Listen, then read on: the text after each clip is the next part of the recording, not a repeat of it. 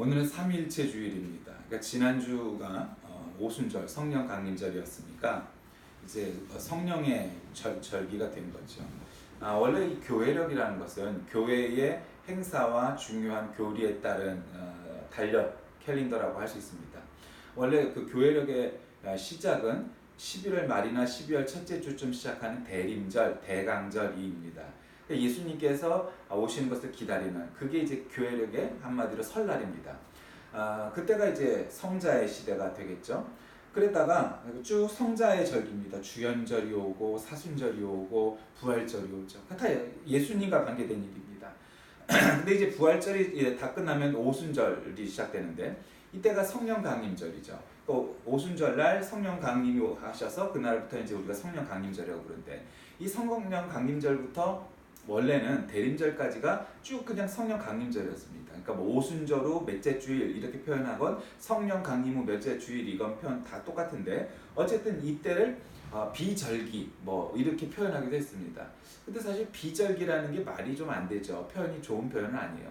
그리고 또 교회력에 어떠한 딜레마가 있었냐면 우리는 삼위일체 하나님을 믿는데 이 교회력 안에 성부의 그 절기가 빠져 있는 겁니다.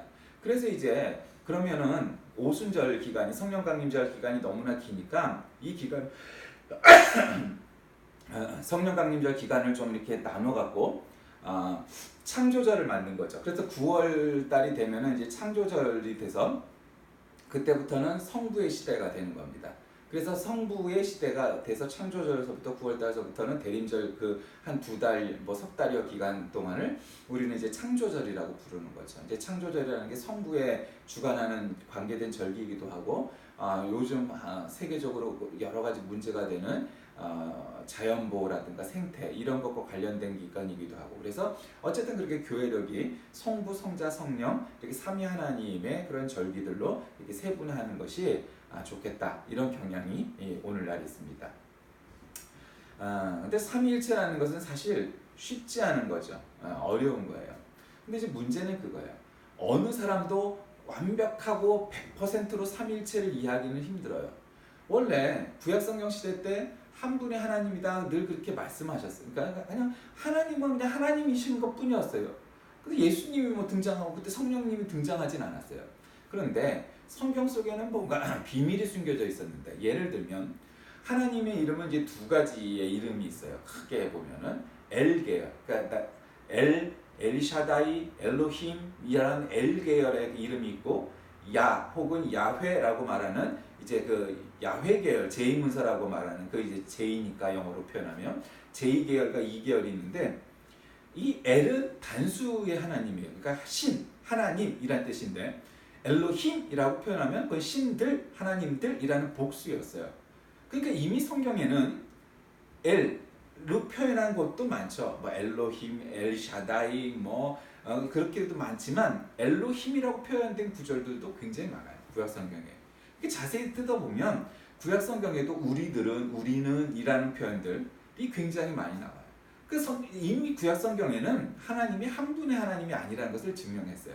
그런데 왜 하나님은 우리한테 나타나실 때는 그냥 꼭 한 하나님이라고 말씀하셨어요. 예를 들면 예수님이 나타나셨을 때 성부 하나님은 조금 뒷전에 계셨어요. 그리고 성령님은 나타나지 않으셨어요. 그리고 예수님이 부활승천해 버리시니까 그때 성령 강림절 이후에 성령님이 우리에게 오셨어요.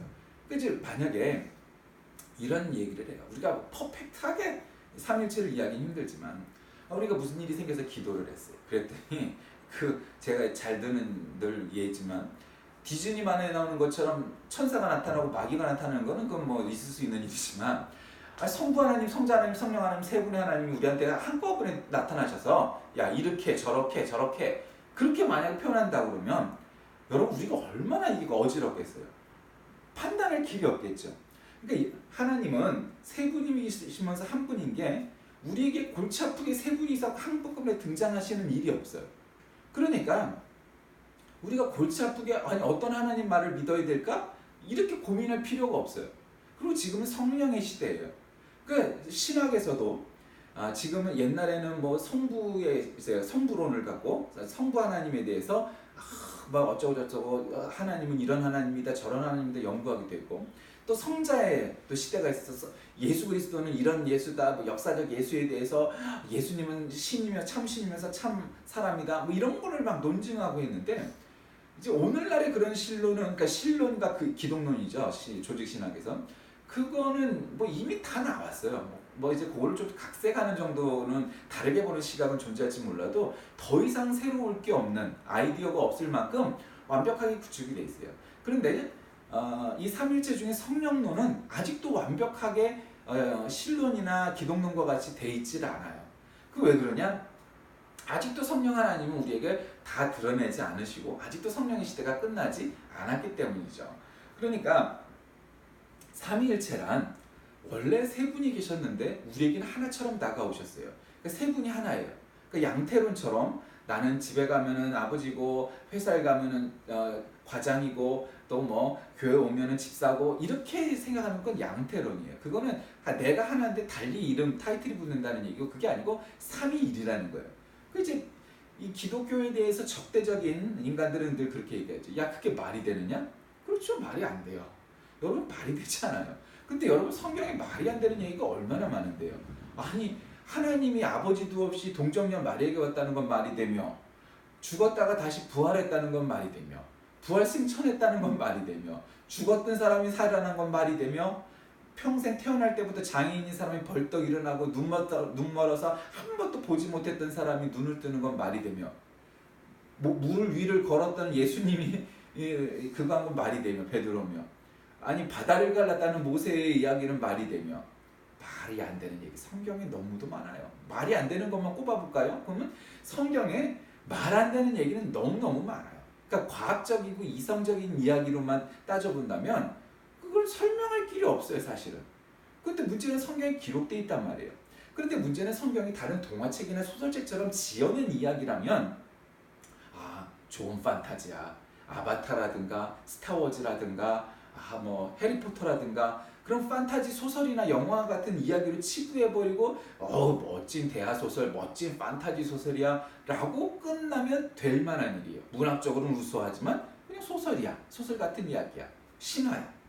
그런데 문제는 그렇게 믿지 못하, 그 다음에 이성적으로 설명하기 어려운 내용이 많이 담겨져 있는 이 성경이, 문제는 그게 진실이라는 거예요. 허구가 아니라는 거예요.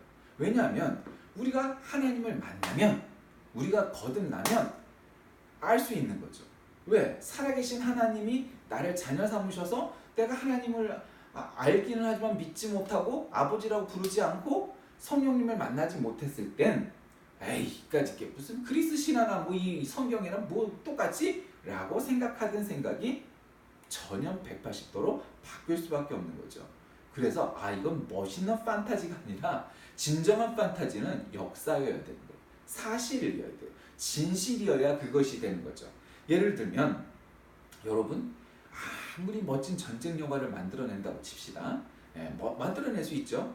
그런데 우리나라 역사를 기준으로 생각했을 때 삼국을 통일했던 김유신 장군의 얘기나 왜구와 싸웠던 이순신 장군의 얘기와 또 살수대첩을 이겼던 강감찬 장군의 이야기 같은 실화를 이길 만한 스토리가 있을까요?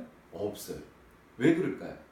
실화, 역사라는 것은 실제 있었던 사건을 영화화했기 때문에 그거보다 더 극적일 수가 없는 거예요. 그러니까 믿어지는 거예요. 그러니까 성경의 이야기가 그리스 로마 신화나 다른 해리포터나 아바타와 같은 이야기와 동급이 아닌 까닭은 바로 이것이 역사, 즉 실제로 있었던 사건이라는 것이 확신이 들고 믿어지고 깨달아지기 때문에 그것이 가능한 것이죠. 따라서 삼일체는 마치 그런 것이에요. 오늘 읽은 이 요한복음 16장은 하나님의 아들이신 예수님께서 제자들에게 고별 강화를 내용상 마감하는 모습이 기록되어 있어요. 고별 강화라는 건 뭐예요? 마지막 설교 뭐 이런 내용이라는 거죠. 그러니까 하나님의 아들로서 전지전능하셨던 이 예수님께서 이제 내가 곧 붙잡혀가고 갈보리 언덕으로 올라가고 십자가에 달리고 3일 죽었다가 3일 만에 부활하고 또 뭐 이런 이야기들을 하셔야 되는데, 여러분 이게 지금 이 사람들은, 제자들은 어떤 상황이냐면, 이제 며칠만 있으면, 몇 달만 있으면, 길어봐야 내년쯤에는 예수님이 이 이스라엘을 해방시키시고 로마 제국군을 물리치시고 왕으로 등극하시면 내가 영의정이 될 거야. 내가 좌의정이 될 거야. 지금 이 계산을 하고 있는 상황인 거예요, 제자들은. 그런데 예수님은 야, 그 말 같지도 않은 소리 하지 말어. 우리는 그러려고 시작한 그룹이 아니야. 우리는 왕국을 세우고 정권을 탈취하고 뭐 쿠데타를 하고 독립운동을 해방운동을 하는 사람들이 아니야. 우리에게 닥칠 건 오히려 그런 영광이 아니고 핍박일 거야. 이거 황당무계한 일이죠. 지금 이 사람들은 지금은 한 3년 동안 고생했지만 그 3년 고생을 뒤엎고 이제 나에게 영광만 있으리라 이걸 갖고 있는 거예요. 난 여태까지 가난하고 핍박을 받던 그냥 가난뱅이에 불과했지만 내가 줄을 잘 서서 예수님 때문에 영의정이 될 거야 이 야망을 갖고 있던 사람들인데 지금 예수님은 야야야 그거 말 같지도 않은 소리 하지 마라. 이제 우리에게 닥칠 건 고난이야 핍박이야. 야 이게 무슨 말이 되는 일이에요. 근데 오늘 이제 그 내용을 말씀하시면서 성령님의 역할에 대해서 말씀하십니다. 그건 뭐 얘기하느냐. 오늘 본문에 그가 와서 죄에 대하여 의에 대하여 심판에 대해 세상을 책망하시리라. 성령님이 오셔서 죄에 대해 의에 대해 심판에 대해 말씀하신대요. 그 죄란 뭐냐? 하나님을 믿지 않는 게 죄라고 딱 기록하셨어요. 그러니까 죄는 우리가 말하는 죄 있잖아요. 그러니까 크라임. 인간은 크라임을 얘기하는 거잖아요. 법 몇조 메타로 했다는 거예요. 그러니까 저 나라 가면 이게 죄지만 이 나라 가면 죄가 아니에요. 그렇죠? 요즘 그런 거 많잖아요. 저 나라 가면 동성결혼이 죄지만 이 나라 가면 죄가 아니에요. 아, 저 나라 가면은 대마초를 피는 게 죄지만 이 나라 가면 대마초가 아니에요. 그런 크라임을 얘기하는 게 아니에요. 이건 sin. 하나님에게 대한 종교적인 죄, 신앙적인 죄를 얘기하는 거예요. 그러니까 죄라는 거는 인간적인 죄가 아니에요. 그 법을 지키고 뭐 헌법, 법률, 뭐 명령, 조례, 규칙 뭐 이렇게 우리가 법률상 기록되어 있는 그런 법률들을 어긴다는 차원의 죄가 아니라 하나님을 안 믿는 게 죄예요. 그러니까 너는 죄이냐 그러면 야, 난 여태까지 양심껏 살았는데 되게 그렇게 양심껏 살았다고 사는 사람이 제일 하나님 믿기 어려운 사람이에요. 그건 10조 8구 그래요. 그 사람이 죽기까지 끝까지 예수 잘 안 믿어요. 그런데 사고도 많이 치고 문제아였고 뭐 별 볼 일 없고 이런 사람들은 예수님 잘 믿어요. 왜요? 자기의 부족함을 자기가 아는 거예요. 그 다른 말로 표현하면 자기가 겸손한 거예요. 그게 나는 모질라니까 나는 예수님 믿는 수밖에 없어. 근데 자기가 완벽하다고 여기는 사람은 내가 예수를 왜 믿어? 내가 신을 왜 믿어? 내 주먹을 믿지? 내 돈을 믿지? 이 사고에 빠져 있는 거죠. 근데 여러분 그건 믿을 게 아니잖아요. 그런 거 믿는 게 아니에요. 그러니까 하나님을 안 믿는다는 게 죄예요, 여러분. 그게 죄인 거를 우리가 분명히 알아야 돼요. 그럼 자, 의란 뭐냐? 너희가 나를 다시 보지 못하는 게 의라는 거예요. 아주 어려운 말이죠, 그렇죠? 아니 왜 그게 의야? 아니 아버지께로 가는 게 왜? 다시 말씀드리면 이런 거예요. 예수님이 한마디로 그 하나님의 대사 우리가 외교관의 대사 있잖아요. 대사로 임명을 받아서 이 땅에 오신 거예요. 그리고는 여기서 뭐 30년 동안 혹은 3년 동안 공생애와 뭐 일생을 다 사시다가 이제 돌아가셔야 돼요. 육신의 죽음을 맞이하셔야 돼요. 그리고 뭐 다시 부활하시겠지만 또 이제 승천하셔서 하늘로 올라가셔야 돼요. 40일 만에. 그런데 그렇게 오셨다가 한 30여 년의 삶을 살고 다시 하늘로 올라가시는 그 예수님의 삶이 바로 의라는 거예요. 그러니까 죄는 하나님을 안 믿는 게 죄고 의란 뭐냐? 어떤 사람은 그렇게 얘기해요. 난 의로운 시민상도 받았어. 나는 난 태극기를 앞에 들고서 대한민국을 지키는 의로운 의인이야. 말 같지도 않은 소리 하지 마세요. 그런 게 의가 아니라 의란 뭐냐? 예수님이 의인 것을 믿으시길 바랍니다. 인간은 의롭지 못해요. 인간은 그냥 예수님 쫓아가는 거죠. 닮아가는 거죠. 의인은 예수님이다. 아주 심플하게 표현하면 그 얘기예요. 그 다음에 세 번째는 뭐예요? 심판에 대하여 세상을 책망한다고 그랬어요. 심판에 대한 건 이 세상 임금이 심판을 받은 거예요. 또 받을 거예요. 그러니까 여러분 우리가 함부로 이 정치 문제와 뭐 저기에 대해서 신중해야 돼요. 그러니까 많이 공부해야 돼요. 그러니까 그러려면 역사 공부, 철학 공부, 또 뭐 문학 공부도 좀 필요해요. 특히 이제 역사 공부가 많이 필요하겠죠. 역사에 대한 바른 인식이 없이 정치를 논할 수가 없어요. 그러니까 왜 이렇게 됐느냐는 거죠. 그러니까 그러니까 여러분 사실 지금은 민주당이 정권을 잡고 있고 뭐 한국당보다 좀 낫니 어쩌니 그러지만 원래 그 뿌리를 가면은 제1공화국 시대 때 그 뿌리가 민주당, 예, 한민당이었어요. 근데 이 한민당이라는 사람들이 어떤 사람이냐면 그때 그 사람들이 의회를 장악하고 있었는데 이 사람들이 부르주아 계급의 사람들이었어요. 그러니까 많이 배운 사람, 지주, 그런데 거기에 또 그렇게 기득권을 갖고 있던 사람이 뭐였을까요? 친일파예요. 그러니까 원래 이 민주당이 그 따지고 가면은 한국 민주당이 결국 뭐가 있느냐면 거기에 친일파 세력이 있어요. 그럼 뭐 자유당은 뭐 안 그러냐? 자유한국당은 그 원래 가면 이승만의 자유당 정권 가면 거기도 마찬가지예요. 그렇게 되는 거예요. 그러니까 내가 깨끗하냐, 네가 깨끗하냐 얘기를 했을 때 역사적인 관점에선 다 50보 100보예요. 크게 다를 게 없어요. 다만 중요한 건 뭐냐면 그 시대 땐 그랬을지라도 지금은 안 그래야 되는데 문제는 지금도 안 그렇다는 거죠. 그게 문제인 거예요. 그러니까 여러분 정치라는 것은 결국 어쩔 수 없는 거예요. 여러 사극을 한번 보세요. 왕과 왕자, 즉 영조와 사도세자가 결국 사도세자의 비극으로 끝나는 이유가 뭐예요? 뭐 여러 가지 요인이 있겠죠. 그러나 결국 부자 간에도 권력은 나눌 수 없고 아들을 믿지 못해서 아들을 죽여버리는 그런 아버지가 되는 그러한 이 왕들이 세상에 얼마나 많아요. 그러니까 그 평범한 사이에서는 있을 수 없는 일이지만 이런 정권이라는 그런 상황에서는 세상에 얼마든지 많이 있는 일인 것을 우리가 알게 돼요. 아버지의 등에 칼을 꽂은 아들 얼마든지 많아요. 동서고금을 막론하고 그렇죠. 그러니까 결국 정치를 하고 정권을 잡고 하려다 보면 심판받을 일이 많은 거예요. 그러니까 세상에는 그런 거예요. 그러니까 정말 정직하게 아주 정말 자전거를 뭐 타고 가서 국회의원을 하는 사람들은 정말 봉사의 차원에서 정말 하는 사람들이고 섬김의 차원에서 하는 사람들이지만 정권 야욕에 가득 차 있는 대부분의 우리나라 국회의원들은 심판을 받을 만한 일인 거죠. 거기까지 하죠. 그래서 예수님께서 또 뭐라고 말씀하시면 너에게 이를 것이 많으나 지금 너희 감당하지 못하고 지금 아까 전제했죠. 이 사람들은 야 내가 이제 조금만 있으면 내가 영의정 될 거야 이 생각에 이 아주 머릿속에 가득 차 있는데 이들에게 닥칠 것은 비극이에요.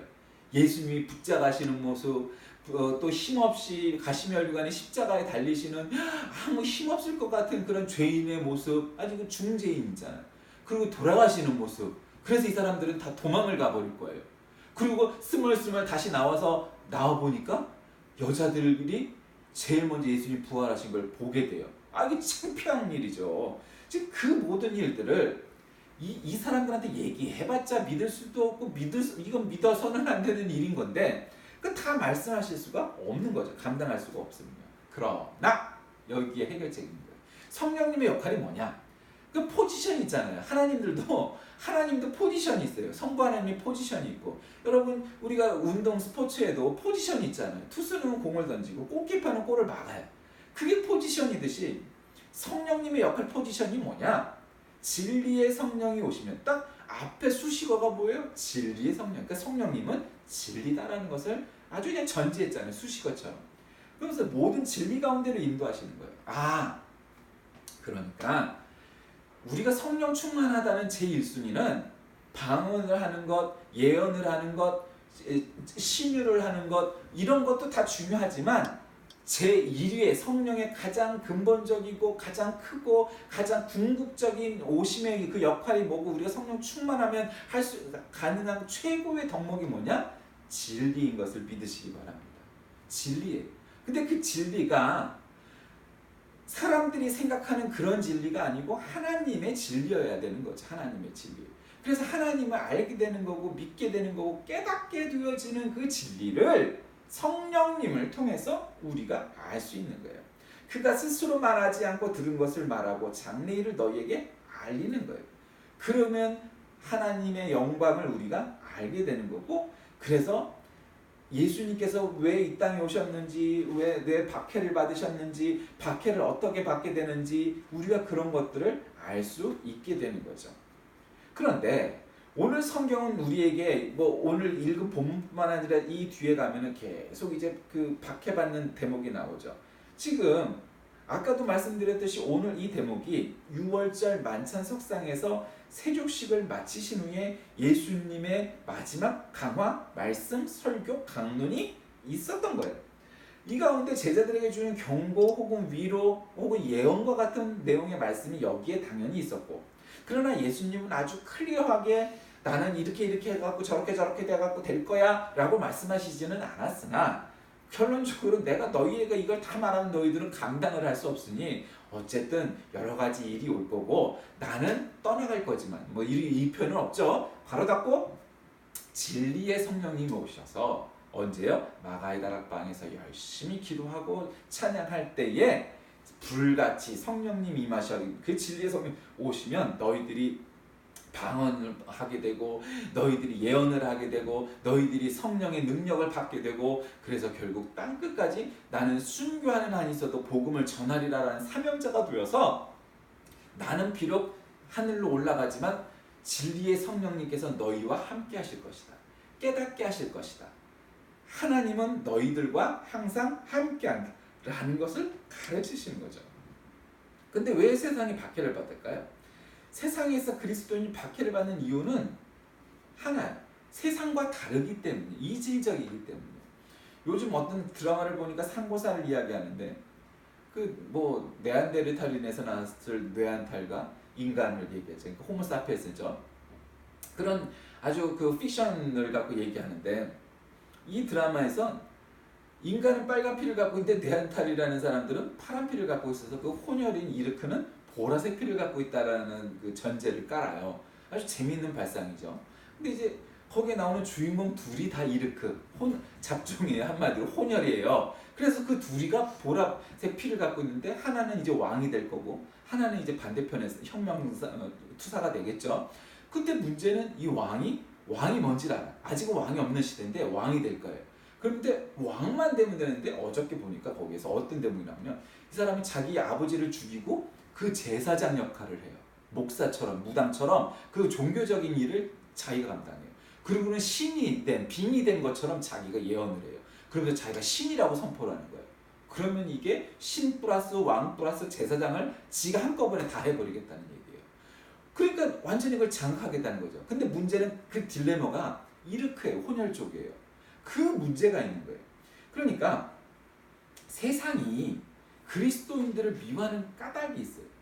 그건 뭐냐면 진정한 그리스도인은 양심적일 수밖에 없고 양심에 따라 행할 수밖에 없으니까 세상과는 다른 거예요.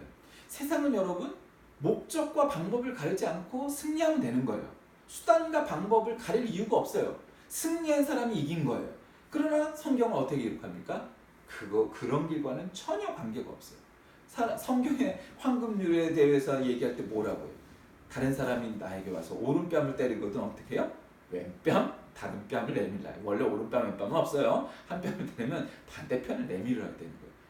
아니, 인간이 바보가 아닌다면 어떻게 그럴 수 있어요? 그런데 성경은 그러라는 거예요. 그게 황금률이라고 불리는 까닭이에요. 인간이 어떻게 그럴 수 있어요? 그럴 수 없어요.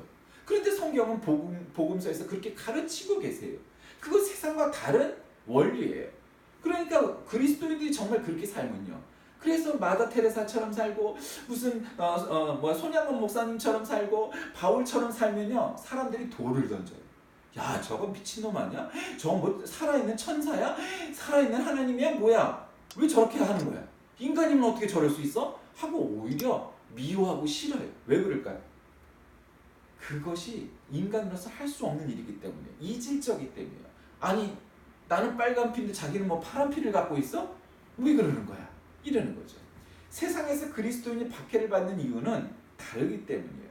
하나님께서 신앙을 더 성숙시키기 위해서 그 박해라는 방법을 또 동원하시기 때문이에요. 그러니까 여러분 세상에 어려움이 왜 없겠어요? 근데 믿지 않는 사람들에게 어려움은 걸림돌이에요. 그렇죠? 걸림돌이에요. 벽이에요. 담이에요. 그러나 그리스도인에게 문제와 어려움은 박해는 뭐예요? 바로 그것은 우리를 단련시키는 풀무질과 같은 일이라는 것을 여러분 기억하시길 바랍니다. 그 차이가 뭔지 아시겠어요? 그것을 깨달아야 되는 거예요. 그것이 오늘날 그리스도인들이 살아가야 할 방법입니다. 자, 말씀을 정리합니다. 오늘 성령님의 역할이 무엇이냐? 예수님께서 직접 다락방에서 세족식을 거행하시고 나서 마지막으로 하는 고별 설교와 같은 내용의 설교였는데, 너희들은 이제 여러 가지 어려움이 올 거지만 진리의 성령님이 오시면 너희가 진리를 깨우치게 될 것이다 라고 가르치고 계신 겁니다. 자, 오늘날의 시대는 성령의 시대, 성령님이 주관하시는 시대입니다. 그러니까 교회는 어떤 교회가 되겠습니까? 성령 충만한 교회가 돼야 합니다. 예, 그리스도인은 어떤 그리스도인이 되어야 됩니까? 성령 충만한 그리스도인이 되어야 됩니다. 오늘날 교회는 어떤 공부를 해야 됩니까? 성령님을 공부하는 그러한 교회가 되어야 됩니다. 그래야 이 시대가, 이 성령의 시대에 더욱더 그 지평을 넓혀가고 진리의 성령님이 우리와 함께 하셔서 이 성령님과 동행하여 세상 끝까지 이르러 증인이 될 수 있기 때문입니다. 어려운 일일수록 준비를 철저히 하고 마음가짐을 단단히 해야 됩니다. 멀리 떠날수록 많은 준비와 또 장비를 갖추고 짐을 꾸려야 하는 것처럼 우리의 인생길이 마치 그러합니다. 제자들은 예수님의 이 예언대로 성령 충만을 받고 담대해져서 복음을 증거할 수 있는 사람들이 됩니다. 예수님이 십자가에 달리실 때 제자들의 모습은 찌질하기 짝이 없는 볼품없는 겁쟁이들 뿐이 없습니다. 그런데 그들이 성령 충만을 받고 나서는 어떻게 변하게 됩니까? 그들이 예수님을 땅끝까지 이르러 복음을 전하고, 심지어는 십자가에 달리고 목이 잘리는 한이 있어도 복음을 전하는 위대한 복음의 투사들, 전사, 또 순교자가 되는 것을 여러분이 기억하시기 바랍니다. 그들은 결코 다른 사람들이 아니었습니다. 그들의 차이는 단 한 가지였습니다. 성령 충만한 그리스도인이 되었다는 사실입니다. 그것이 그 둘 간의 유일한 차이였습니다. 여러분은 어떤 사람들입니까? 우리가 이 세상 살아가면서 닥치는 여러 가지 인생의 어려움과 문제와 인생의 벽과 풍랑에 대하여 마치 예수님의 죽음과 십자가 앞에서 도망을 갔던 제자들의 모습으로 살아가고 계십니까? 아니면 성령 충만하여 마가의 다락방에서 막 방언하고 성령 충만하여서 내가 이제는 하나님을 제대로 알았고 하나님이 어떤 분이신지를 깨우쳤으니 내가 땅끝까지 복음의 증인이 되리라 하며 세상을 떠나 땅끝까지 고향을 떠나 복음을 전파하려고 땅끝까지 했던 그 선교사들, 그 사도들, 그 제자들처럼 살아갈 만한 사람들입니까? 그 유일한 차이는 바로 성령 충만이었습니다.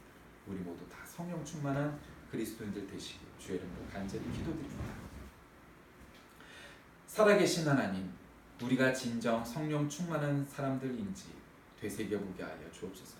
이 삼위일체 주일에 오늘날 이 성령의 시대가 우리에게 가르치시고 우리에게 깨닫게 하시는 바들을 깨우쳐 진리의 성령님과 함께 땅끝까지 이르러 복음의 증인이 되는 우리 모두가 되게 하여 주옵소서. 예수님의 이름으로 간절히 기도드립니다. 아멘.